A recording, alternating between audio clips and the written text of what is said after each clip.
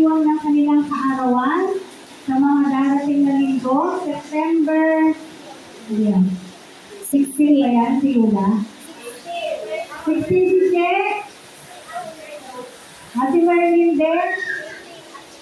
18 si Che, sorry po.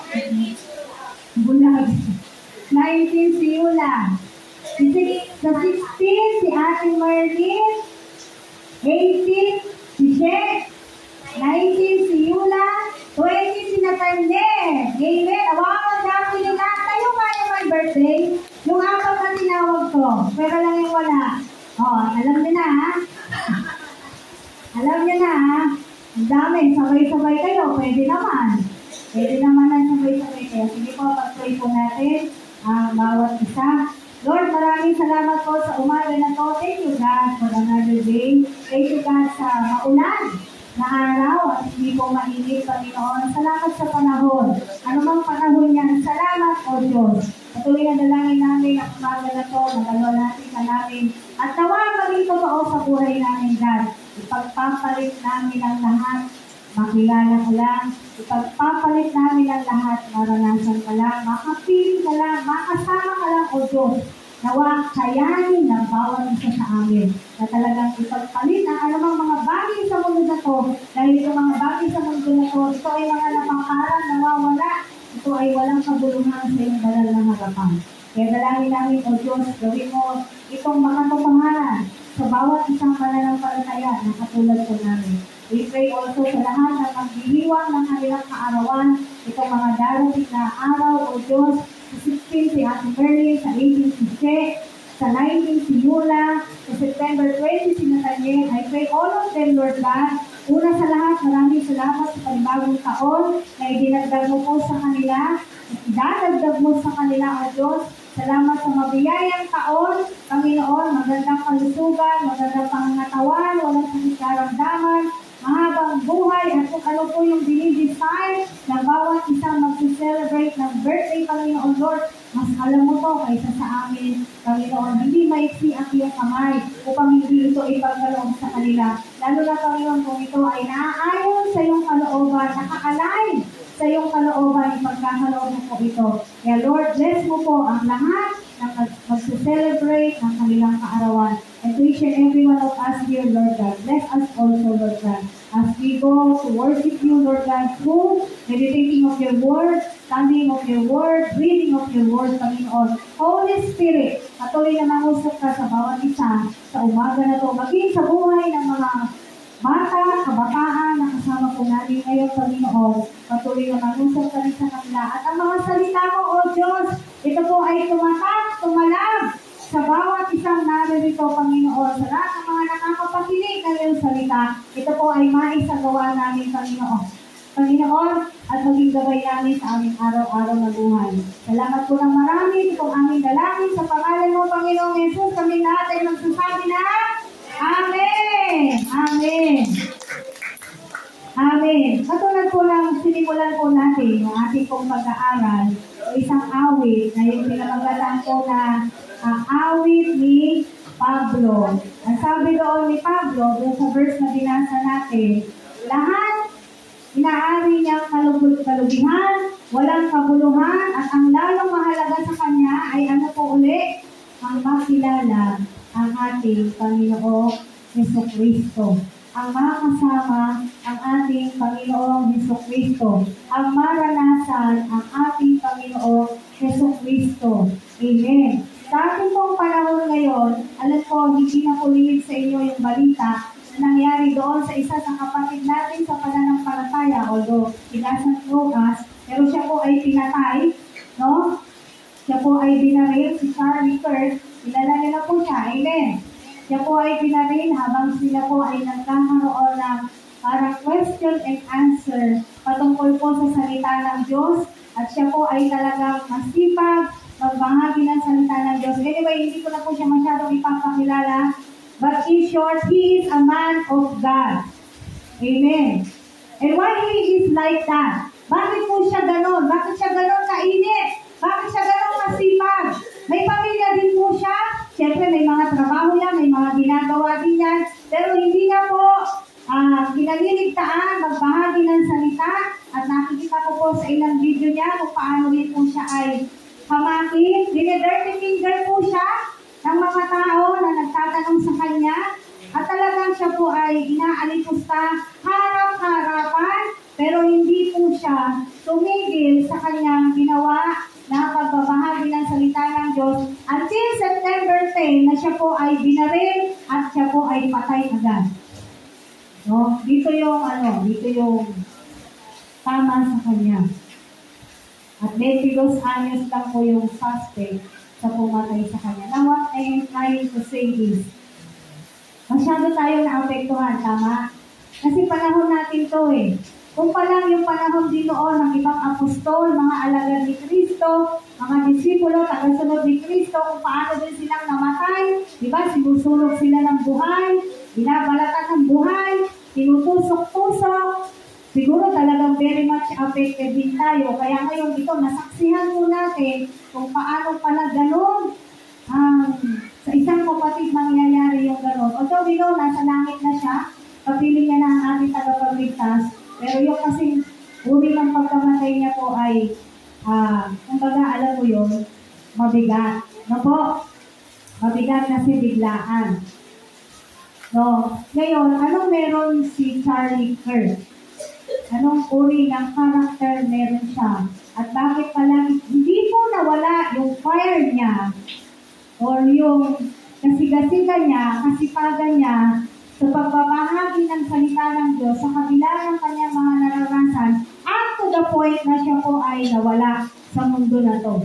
Ano meron sa kanya? Charlie Kirk is very filled with the Holy Spirit. That's why he is always on fire. Kanina pinanta po natin, pag-alapin mo, Panginoon, nawa ginawa talaga natin panalangin sa ating mga puso at buhay, na kung ikaw ay naglalamig ngayong kapatid, sana hiningi mo talaga sa Diyos na ikaw ay pag-alapin ng ating Panginoong Diyos. Bakit? Punta po tayo sa ating main verse in Efeso. Sa Efeso po, 5:18. Ito po yung main verse natin. Ephesians chapter 5, verse 18. Kita niyo na po? Maiksi lamang po ito. Sabi po rito, huwag kayong maglalasing sapagkat nakasisira iyan ng maayos na pamumuhay. Sa halip ay sikapin ninyong mapuspos kayo ng Espiritu Santo. Panginoon, salamat po sa iyong salita, banal na Espiritu. Ikaw ang magbigay, magbukas ng mga mata, magbukas ng mga tainga at kaisipan ng bawat isang naririto at sa lahat po na nakakapakinig ng iyong salita. Ang sabi po rito ng verse na ating pong pag-aaralan sa umaga na to, huwag kayong maglalasing sapagkat nakasisira iyan ang maayos na pamumuhay. We do not dwell in that kasi alam na po natin yan. Amen. Hindi na po natin masyadong pagbibiginan yan kasi alam na po natin na hindi naman talaga nararapat. Doon tayo sa pangalawang sentence.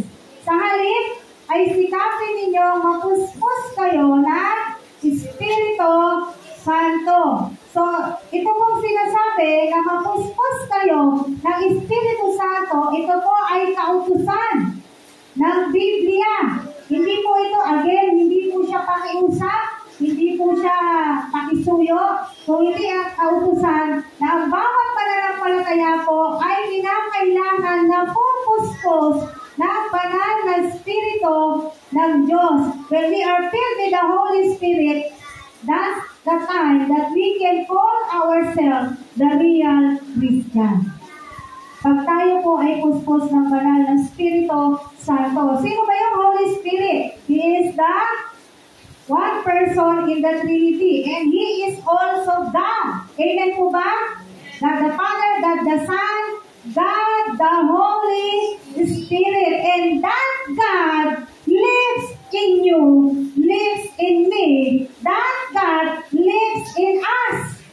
Siya po ay nananahan sa atin, sa lahat ng mga mananampalataya. Unang Korinto, 1 Corinthians 6:19-20. Sabi po rito, medyo marami po tayong verses ngayon na gagamitin. Hindi ba ninyo alam na ang inyong katawan ay templo ng ang Espiritu Santo na nasa inyo at tinanggap ninyo mula sa Diyos? Ang inyong katawan ay hindi talaga inyo. Kanino yung katawan natin na to? Kundi sa Diyos. Tuloy natin sa verse 20. Binili niya kayo sa malaking halaga. Kaya't gamitin ninyo ang inyong katawan upang maparangalan ang Diyos. Roma 8:9. Romans chapter 8, verse 9.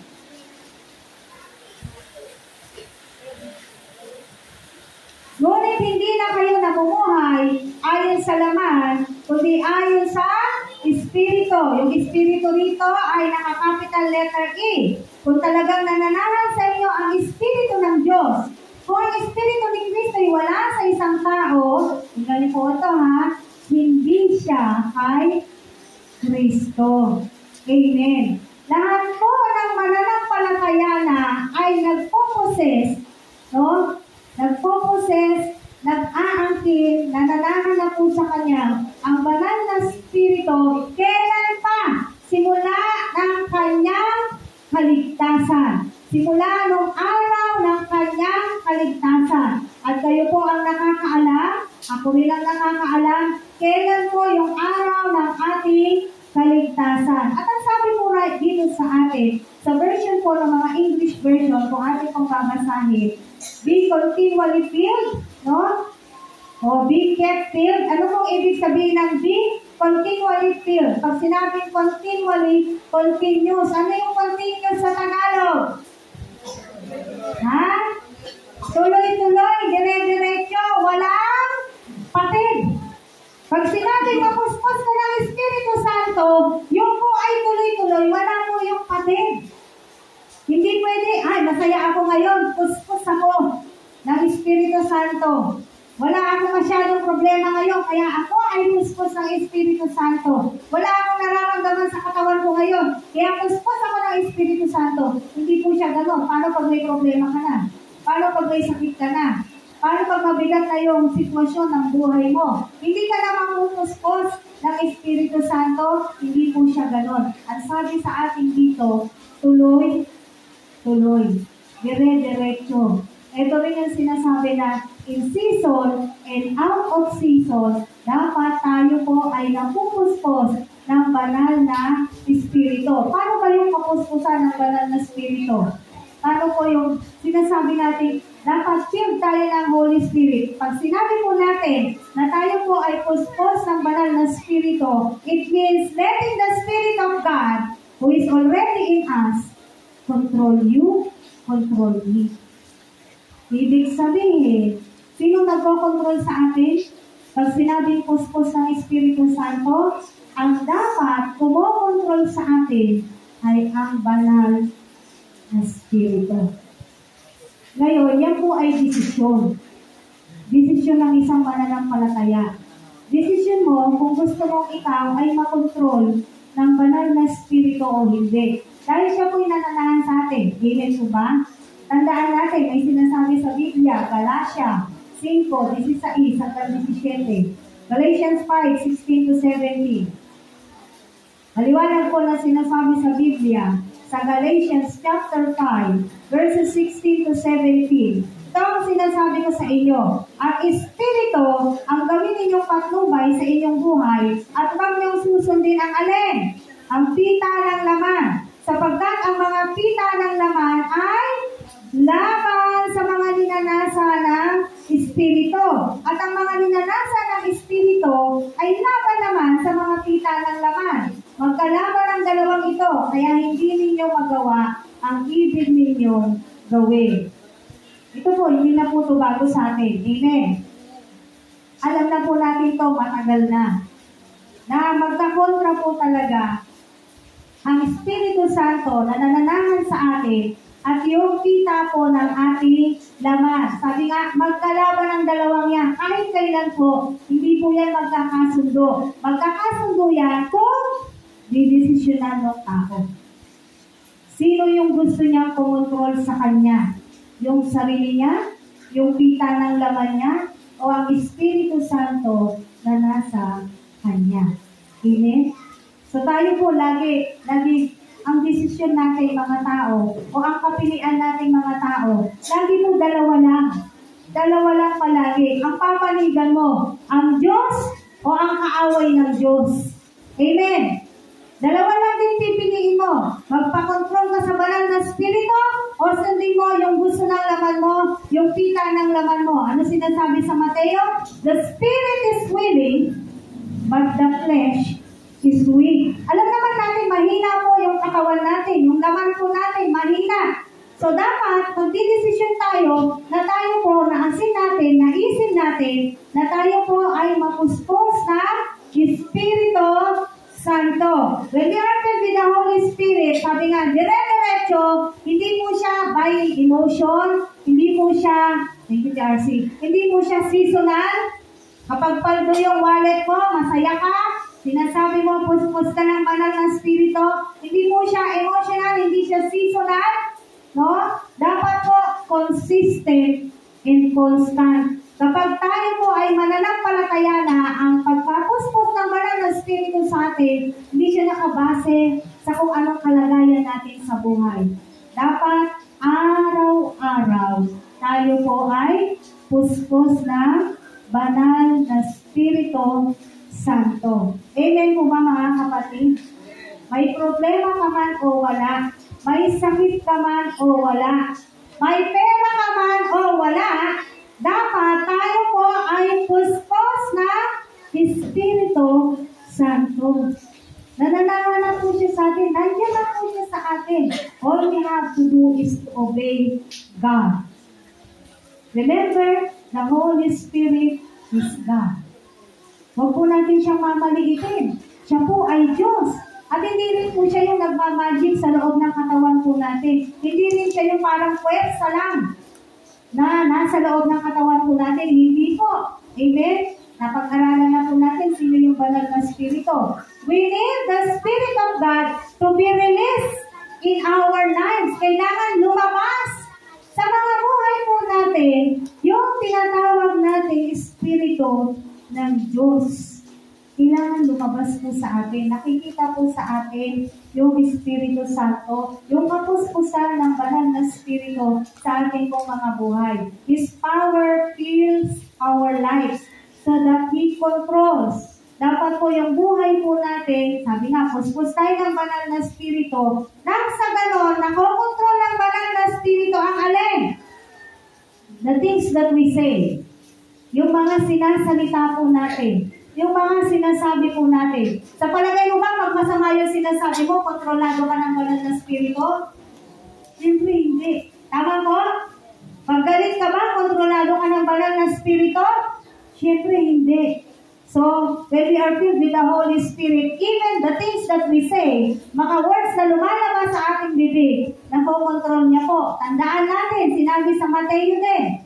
Alam na natin ito eh. Anong nagpaparumi sa tao? Yung pinapasok niya ba sa loob ng katawan niya? Hindi. Anong nagpaparumi sa tao? Yung lumalabas sa kanyang bibig. Ayan. Kung anong lumalabas sa bibig, yun ang nagpaparumi sa tao. So when we are filled, the power of the Holy Spirit is within us, and we are filled with the Holy Spirit, pati po yung pananalita po natin ay kontrolado ng banal na Espiritu. Pati yung pag-iisip po natin, paano tayo mag-isip? Pati po yan, kontrolado ng banal na Espiritu. No? Hindi ka mag-iisip ng hindi maganda sa kapwa mo. Yan po yung control ng banal na Espiritu. Nakakakita ka na ng hindi maganda sa kapwa mo, hindi ka pinansin. Di ba? Normal na reaction natin. Hindi ako pinansin. Mag-iisip na tayo ng kung ano-ano. Siguro galit siya sa akin. Siguro may tampo siya sa akin. Siguro. Oh, ano na, pinuno mo yung sarili mo ng ano? No? Pinuno mo na yung sarili mo na hanggang sa magagalit ka na doon sa tao. Hanggang sa hindi mo nakakausapin yung tao. Kasi pinuno mo na yung kaisipan mo ng siguro. Bakit? Dahil hindi po tayo puspos ng banal na Espiritu ng Diyos. And everything this, no, lahat po ng ito, kung tayo po ay controlled ng banal na spirito, ano gusto nating palabasin dito? Pati yung ginagawa po natin, the things that we do, kontrolado ng banal na spirito. Ano yung mga bagay na ginagawa po natin na kontrolado ng banal na spirito? Siyempre, hindi tayo gagawa ng mga bagay na hindi maganda. Hindi tayo gagawa ng mga bagay na makasasakit. Hindi tayo gagawa ng mga bagay na hindi mabubuti. Hindi tayo mananakit ng kapwa natin. Amen po ba, mga kapatid? Pati yung mga ginagawa po natin, kontrolado ng banal na spirito. So when we are filled with the Holy Spirit, ano lagi mong gustong gawin? Gusto mo lagi makipag-iig sa Diyos. Gusto mo manalangin. Gusto mo magbasa ng Biblia. No? Kaya nga sabi kanina, sabihin man nila sa akin, ako'y baliw sa'yo, okay lang. Sabihan ako ng tao na baliw ako sa Diyos, okay lang. Amen po. Bakit ba lagi ka nag-church? Ano ba meron sa church nyo? Bakit lagi ka pumupunta doon? Bakit kahit masama yung pakiramdam mo, nag-church ka pa rin? Bakit kahit wala kang pera, pumunta ka pa rin sa church? Di ba minsan tinatanong po tayo ng mga ganyan, ano po? No. Ano man yung sabihin sa atin? Sabi nga, sabihan naman ng baliw. Sa Panginoon, okay lang. Kasi bakit? Pinili natin na tayo po ay merong kapuspusan na banal na spirito ng Diyos. Bakit kahit nasasaktan ka? Sige lang. Nandito ka pa rin sa church. Amen? May mga nasaktan na sa atin. Dito. Amen, di ba? May mga nasaktan na sa atin. Kahit hindi na po tayo umamin. May mga nasaktan na sa atin. May mga na-open na sa atin dito sa church. Amen po ba? No? Pero bakit nandito ka pa rin? Bakit nananatili ka pa rin? Tama yung ginagawa mo, kapatid. Alam mo kung bakit? Kasi ang nanakit sa'yo, tao, hindi ang Diyos. Amen. At tama ka rin, kapatid, na nananatili ka sa iglesia kahit ikaw ay na-open, kahit ikaw ay nasaktan. Why? Because the reason why we are here is for God.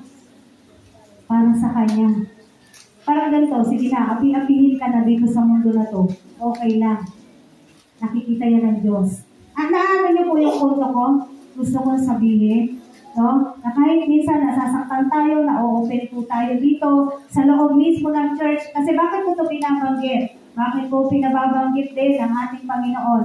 Marami sa mga Kristiyano ngayon, pag nasaktan sa loob ng iglesia, ano ang kanilang ginagawa?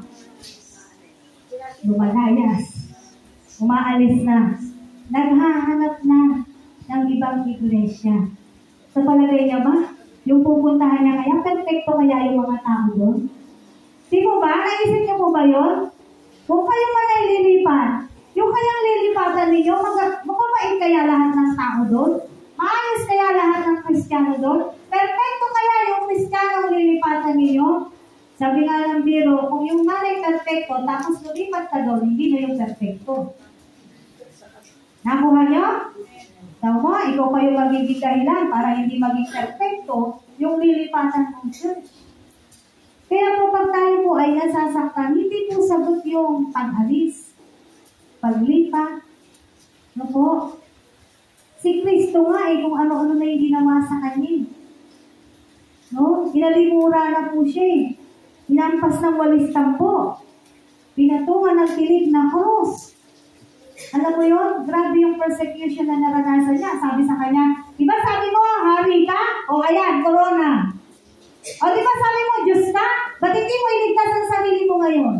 Hindi po ba masasakit na salita yung mga yan? Pero ang lahat ng yan ay tiniis ng ating Panginoong Jesucristo.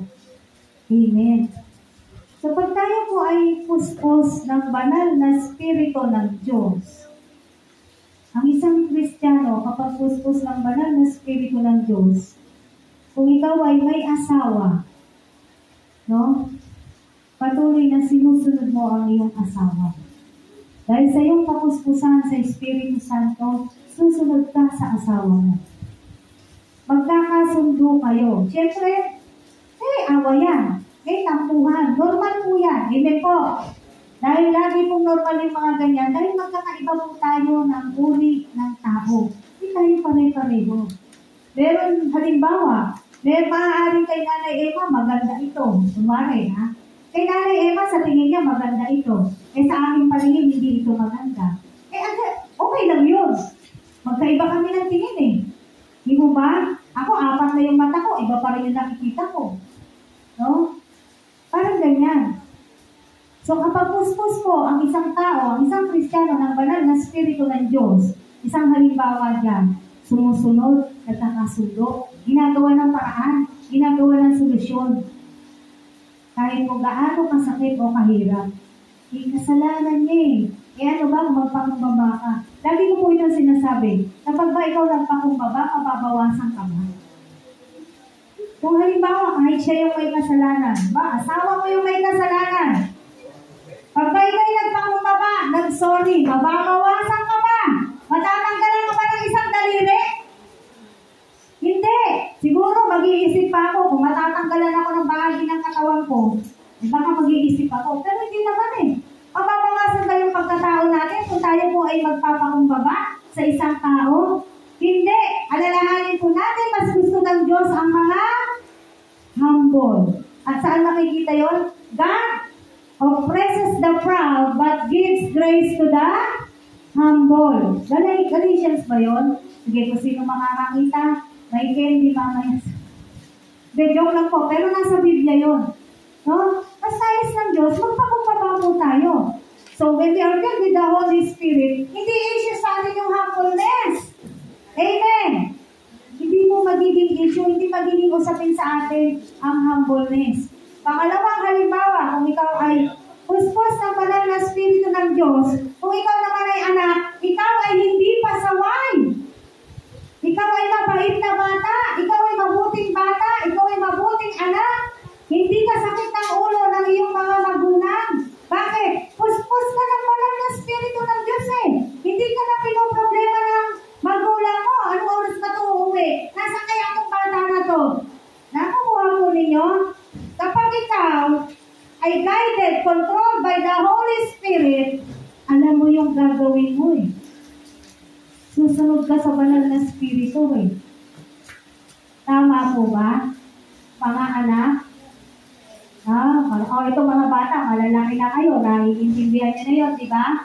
Kapag ka nasa atin ng Diyos, hindi ka pasaway, hindi sasakit ang ulo ng nanay at tatay niyo sa inyo.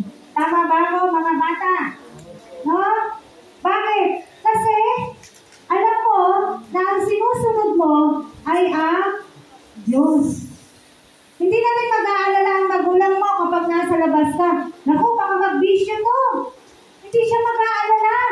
Bakit? Tiwala siya sa'yo dahil alam niya, ikaw ay nagpapakontrol sa banal na Espiritu ng Diyos.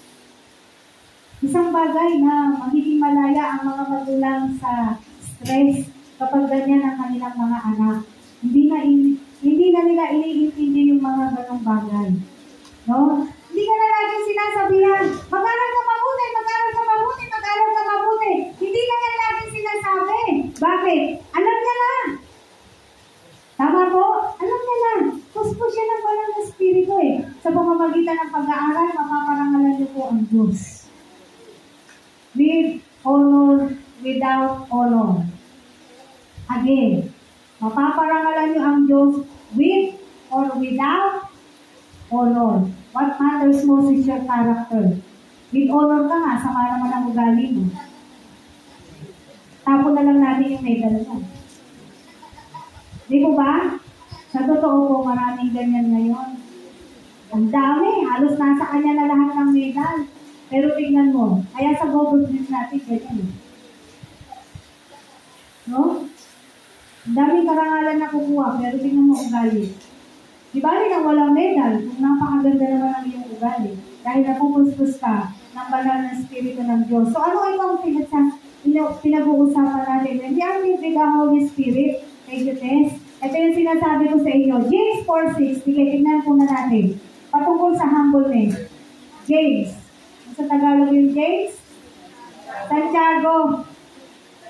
Biro mo, binuksan ko, Galatia. Santiago 4:6. Oh, may candy si Tesmami. Sabi ko rito, ngunit higit na malakas ang tulong na ibinigay sa atin ng Diyos.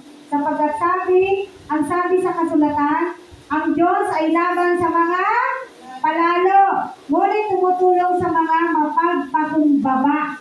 Kita niyo po yan? Ang Diyos ay laban sa mga palalo. Ano yung palalo?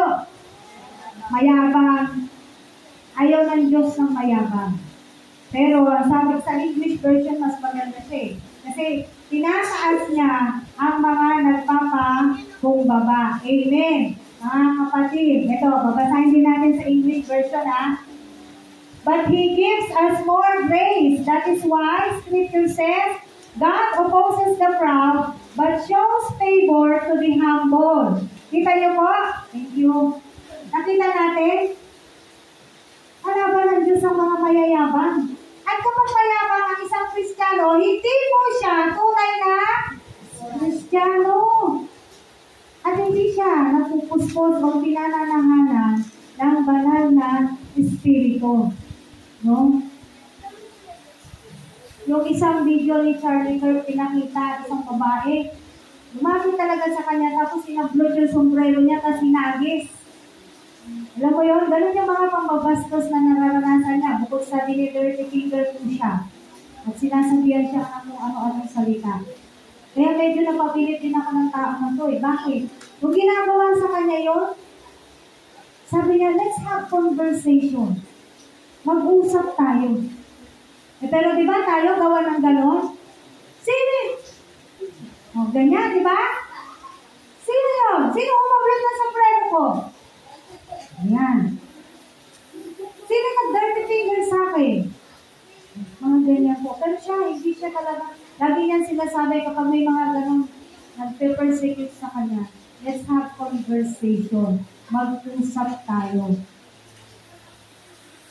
Isa ito, kapag puspos po ang isang Kristiyano ng banal na Espiritu ng Diyos, papunta lang po siya sa tinatawag natin at isa rin sa minimisyon ng iglesia na to sa buong church, ano po yun? Christ likeness. Amen? Hindi natin matutumbasan si Kristo. Amen po. Pero yung Christ likeness, kaya nga like lang eh. Christ likeness. Yung pagiging kamukha, kapareho tayo ng Diyos saan? Hindi naman din sa pisikal na kaanian. Kung hindi sa mga tinataglay ng ating Panginoong Yesus na magagandang pag-uugali. Yun yung sinasabi natin, Christ likeness. Amen? No?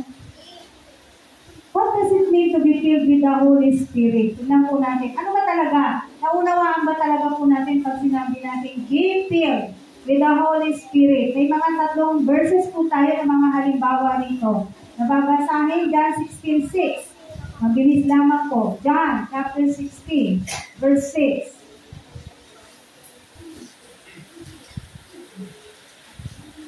Sabi po rito, John 16:6, At ngayon sabihin ko sa inyo, natigil kayo ng kalungkutan. Ito po yung iiwan na sila ng ating Panginoong Jesucristo. At yung mga alagad po ng Panginoong Jesucristo ay natigil na kalungkutan. Ano yung natigil? Napuno po sila ng kalungkutan. They were filled with sorrow. No, isang halimbawa, Luke 6:11. Natigil, napuno. Luke chapter 6, verse 11. Ito po yung mga halimbawa ng mga kapuspusan. O napupuno. Yung una, napuno sila ng kalungkutan. Ito namang Luke chapter 6, verse 11. Ano kaya ang pagkapuspos sa kanila o napuno sa kanila? Sabi po rito, nagngingit-ngit sa galit ang mga eskriba at mga pariseyo at pinag-usapan nila kung ano ang dapat gawin kay Jesus. Sa ibang mga version po, they were filled with rage. Galit, ayun o, sabi, nag-ilit-lit sila sa galit. Kanino? Kay Jesus Christ. So, meron din kapuspusan. Pag punong-puno ka ng galit, ayan, puspos ka. Amen? Ito po yung mga field na pinag-uusapan natin. Ano yung pumupuno sa'yo? Una, yung pumuno sa mga alagad ni Kristo nung nagpapaalam na siya, kalungkutan. Pangalawa, ano yung pumuno dun sa mga tao at ginagawa, pinag-iisipan nila ng hindi maganda si Jesus Christ? Galit. Pangatlo, Acts 5:3. Gawa 5:3. Yan, medyo binibilisan ko po kasi ang bilis din ng oras. Gawa 5:3, sabi po rito, kaya't sinabi ni Pedro, Ananias, ano't napadaig ka kay Satanas at nagsinungaling sa Espiritu Santo? Bakit mo binawasan ang pinagbilhan ng lupa? Ano sabi rito ni Pedro kay Ananias? Bakit ka napadaig kay Satanas? So ano nangyari sa puso ni Ananias? Napuno ito na yung si Satanas ang pumuno sa puso ni Ananias. Kaya na nagawa yung bagay na yon. At kung babasahin pa po natin yung buong Acts na yon, ang sabi ni Pedro, hindi ka sa tao nagsinungaling. Sa Diyos ka nagsinungaling. Amen. So ito po yung mga kapunuan or field. Puspos. So kahit ano, pwede po tayong mapuspos. Tama po? So field means being totally captive to a particular emotion, power, or influence. Ano yung pumupuno sa atin? Pwedeng emosyon, kapangyarihan, or influensya. Amen po. Acts 4:31. Gawa 4. Acts chapter 4 verse 31. Sabi ko rito.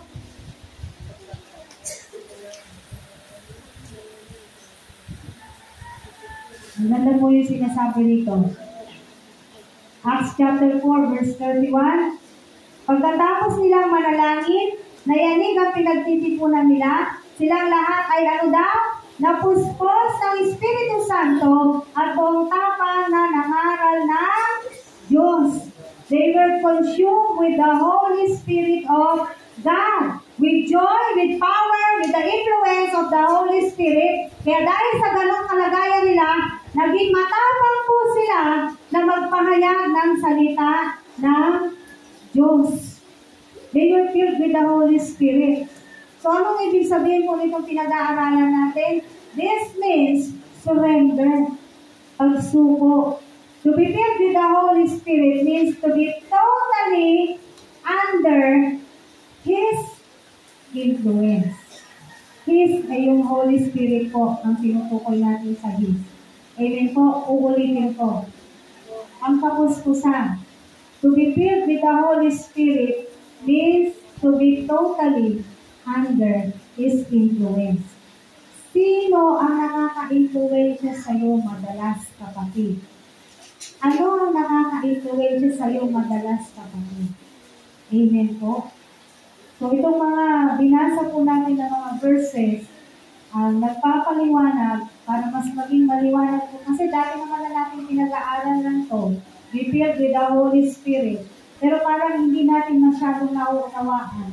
Kaya nga ngayon, nililinaw natin yung sinabi ni Pablo na be filled, mapuspos kayo ng Espiritu Santo. Yung po ay tuloy-tuloy. Yung po ay araw-araw. Again, hindi po siya nakabase sa emosyon natin. Hindi po siya nakabase sa kalagayan ng buhay natin. No? Kung hindi, kahit ano man po yung kalagayan natin sa buhay, ano man po yung emosyon natin, hayaan natin na tayo po ay makontrol, as in full control. Ang mag-control po sa atin ay ang banal na Espiritu ng Diyos.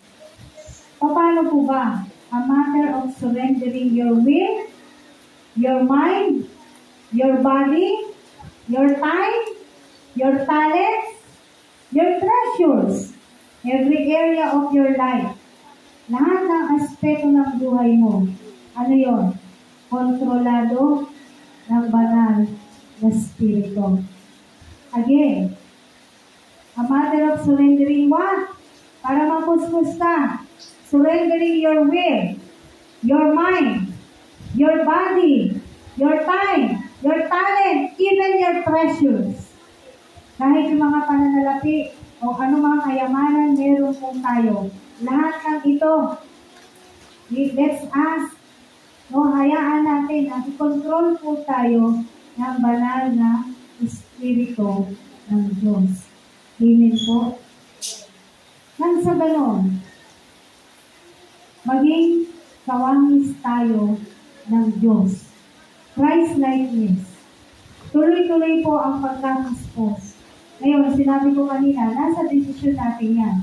I-desisyonan natin kung gusto ba natin mapuspos. Pero, ang sinasabi sa atin dito, bilang tayo ay mga Kristiyano na, nararapat lamang po na araw-araw tayo po ay natupuspos ng banal na Espiritu ng Diyos. Araw-araw, ang sinusunod po natin ay ang Espiritu ng Diyos. Araw-araw, sinusurrender natin sa ating Panginoong Diyos ang alin, kahit po yung oras natin. Lahat ng ginagawa po natin, lahat ng meron po tayo, sinusurrender po natin sa ating Diyos, even our life.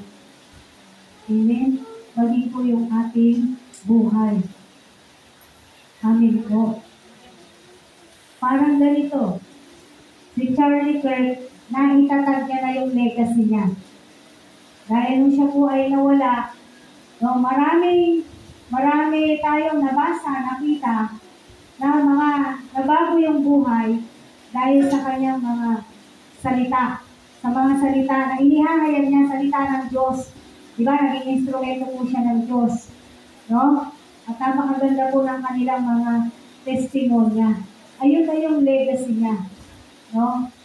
Sabi sa akin ni Kate, Ama, pag namatay ka, ano kaya legacy niya? O pag namatay daw tayo, ano kaya yung tatatak sa mga tao?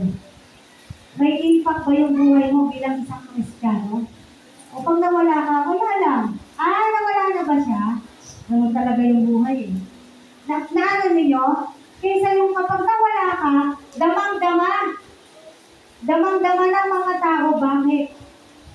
Dahil nung nabubuhay ka sa mundo, puspos ka ng Espiritu Santo. Mga bagay na gusto ng Diyos na gawin mo, ay ginagawa mo. Mga bagay na gusto ng Diyos na sundin mo, ay sinusunod mo, mga kapatid. This is our life. Again, I will say, ito na po yung buhay natin. Ang buhay po natin ay hindi na sa atin. Kaya nga si Pablo, sinabi niya rin, for me to live is Christ and to die is gain. Sino matapang nangangarap sa kamatayan? Yung mga tao mananampalataya ng puspos ng Espiritu Santo. Amen? Araw-araw po, again, continuous. Paano po tayo mapupuspos ng banal na Espiritu ng Diyos? Hayaan po natin na mag-control sa atin. Nananahan na po sa atin ng Diyos eh. Tama po? Espiritu ng Diyos eh. Hayaan natin na siya po yung masunod. Hayaan po natin ang banal na Espiritu. Siya yung manguna. Siya talaga. Kasi minsan, nagpe-pray lang tayo ng ganun, pero hindi naman natin ginagawa. Kaya nga sabi, let us release the Holy Spirit in our lives. Hindi po literal na ilalabas mo yung banal na Espiritu sa buhay mo. Kung hindi sa pamamagitan ng buhay mo, nakikita yung banal na Espiritu. Na ang banal na Espiritu ay nananahan sa iyo at sa akin bilang isang mananampalataya. Naunawaan po natin ito. Kaya pabalikan natin yung sinabi ni Pablo, ang lalong mahalaga sa akin ay ang makilala si Kristo. Naari niyang kalubihan ang lahat ng bagay. Bakit? Ito yung talagang lubos na nauunawaan niya. Ito. Mawala man lahat sa akin, pero meron akong Kristo. Okay lang. Bakit? Naintindihan niya eh. Naintindihan nila. Nauunawaan nila. No? Nauunawaan nila. Napansamantala lang naman yung pagkawala nila dito sa lupa. Yes, mawawala sila physically sa lupa, pero masarap na yung kalagayan nila. Sabi ko nga, masakit yung nangyari doon kay Charlie Kirk. Pero, alam niya, sabi ko, sa totoo, sa sarili ko, naiingit ako sa kanya. You know why? Kasi sigurado na siya. Ikaw, sigurado ka na ba? Dapat tinatanong natin yung sarili natin gano'n. At least siya, sigurado na siya. Alam na natin kung saan siya mapupunta. Saan na siya pumunta ngayon. Dahil hindi niya, yung buhay niya, tingnan nyo ha, from 16 years old, ito na yung buhay ng tao na to. Kaya nga napahanga niya ako eh. Eh ako, ano ginagawa ko ng 16 years old? Magpaputi, para gumanda. At para mapansin ng mga gusto ko na crush ko. Anong ginagawa ng mga 16 years old ngayon? Mga teenagers ngayon, anong pinagkakaabalahan nila? Anong ginagawa? Nagiging abala ba sila sa Panginoong Diyos? Mas marami hindi. Diba, Tito? Kasi sabi niya gano'n. Ha? Oh, tambay daw. Pero siya, at the age of 16, hindi na po siya tumigil. Kaya nga siya yung naging founder ng Turning Point eh. Ang concern niya, hindi lang mga tao. Concern na rin yung bansa niya. What we're praying here? Revival. Amen? Magkakaroon ng revival sa bansa natin kung ang mga tao, marami sa mga tao ay kikilala sa Diyos. Mababago sila ng salita ng Diyos. Pero hanggang hindi po nangyayari yun, napakahirap ng revival. Gusto natin maging payapa yung mundo natin, yung paligid natin, yung bansa natin. No? Hindi mo pwede sabihin, wala akong pakialam, bahala sila dyan, magulo sila dyan. Hindi eh. Ano man ang maging resulta ng kaganapan ngayon sa bansa natin. Amen. Updated po kayo. Ano man ang maging kaganapan dyan? Hindi ba tayo magiging apektado? Magiging apektado po. No? Damay po tayo kung anong magiging kalagayan ng ating bansa. Sabi ko nga nung nakaraang Biyernes, na ang araw ng pananalangin natin, hindi kaya napipil ng mga mananampalataya yung urgency to pray for the nation. Hindi kaya nila naiisip na lalong higit natin kailangan ngayon ang Diyos. Dahil walang ibang makakatulong sa atin ngayon kung hindi ang Diyos. Amen. Mamaya po, actually ngayong araw na to, it is our prayer and fasting. For how many years we are praying? Panginoon, nawa sa mga susunod na gawain na katulad itong pag-aayuno, meron na kaming makasamang mga bago. For how many years, salamat sa Diyos, wala pa rin bagong sumasama sa amin. Wala. So walang feeling of urgency ng paghingi ng pagsamo sa Diyos, paglapit sa Diyos, pagtawag sa Diyos. No? Amen po? Na kailangan po natin ang Diyos po natin sa panahon po natin ngayon. No? Somehow po, mabilis ko lang na ipapatotoo. No? Nung nakaraang Huwebes, ako ay nasa Southern Tagalog Hospital at nagpa-check up. Ang buong akala ko, pag pumunta ako sa Malasakit, automatic na yon. Okay na ako. No? Kasi wala naman talaga akong idea na meron palang dapat papasaka sa ano nila. Wala po, hindi ko yun alam. Akala ko talaga, hihingi ako ng tulong doon, automatic, okay na. Pero, just to make the story short, hindi po ako nag-grant nung hinihingi kong tulong. Alam niyo magkano yung hinihingi kong tulong para mag-ultrasound ako? O hindi ako nagpapaawa, gusto ko lang i-share sa inyo. Para sa susunod na maging ano kayo sa Malasakit, meron may idea. Alam niyo magkano hinihingi ko sa gobyerno? 748 pesos.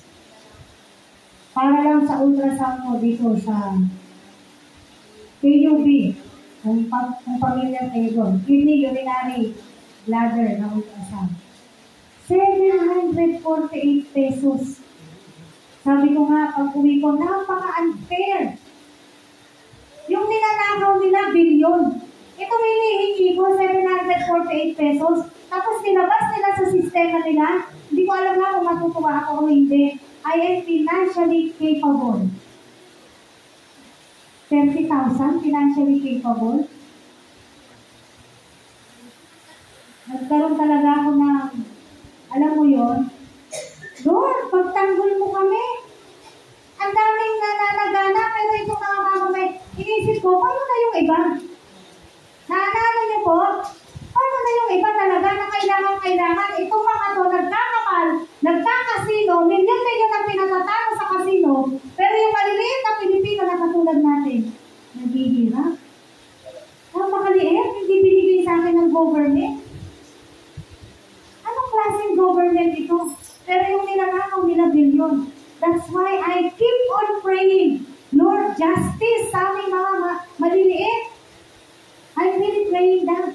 Pinagdadasal ko talaga yun. Simula nung nandun ako hanggang ngayon, stress ako.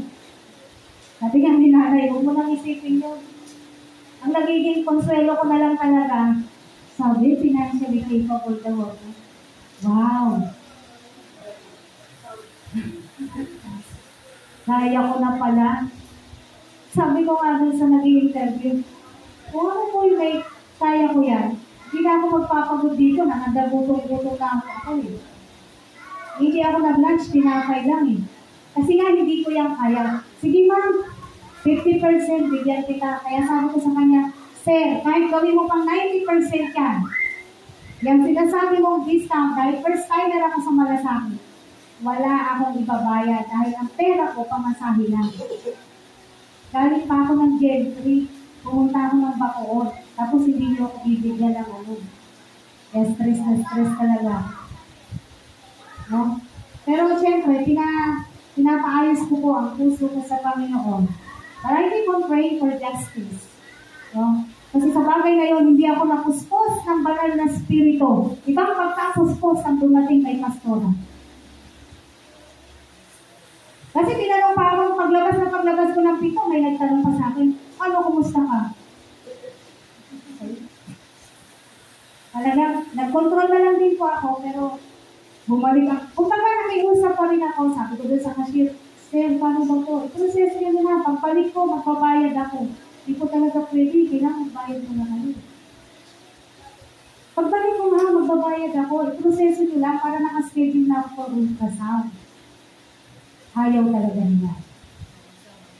Kailangan magbayad ako. 392 pesos. Pero ang gusto kong makita nyo dito, ibang kapuspusan nga yung nangyari sa akin. Kaya diba, nakita po natin, kapag iba yung kapuspusan na nangyayari sa'yo, magkakasala ka eh. Amen? Magkakasala ka, marurumihan ka, pero nilinis na tayo ng Diyos. Ayaw po ng Diyos yan. Kaya talagang, dati ko naman ang pinagpe-pray ko, Lord, gawin mo ko katulad ni Pablo. No, na talagang ang laging ginugusto yung makilala ka, makasama ka, makapiling ka, pero bumibitaw pa ako eh. Kaya nga sabi ko, dun sa inawit natin, ipagpapalit ko ang lahat, maranasan lang kita, wala pa tayo sa level na yan. Tama mo ba? Ako, umaamin ako. Wala pa ako sa level na yan. Pero inaawit na rin natin. Bakit? Yun yung laman ng puso ko. Na dumating ang panahon, God, dumating ang panahon, makaya ko to. Ipagpapalit ko ang lahat sa mundo na to. Basta nasa piling mo ako. Amen? Tayo kung lahat ay tumayo. Hallelujah. Naisip po natin na tayo po ay mapuspos ng Espiritu ng Diyos. Kung may mga araw na parang pinipili lang natin yung kapuspusan, kapatid, simulan sa araw na to, hindi natin kailangan piliin kung ano yung araw na mapupuspos ka. Meron o wala ka, hindi natin sa Diyos, mapuspos tayo ng Espiritu Santo.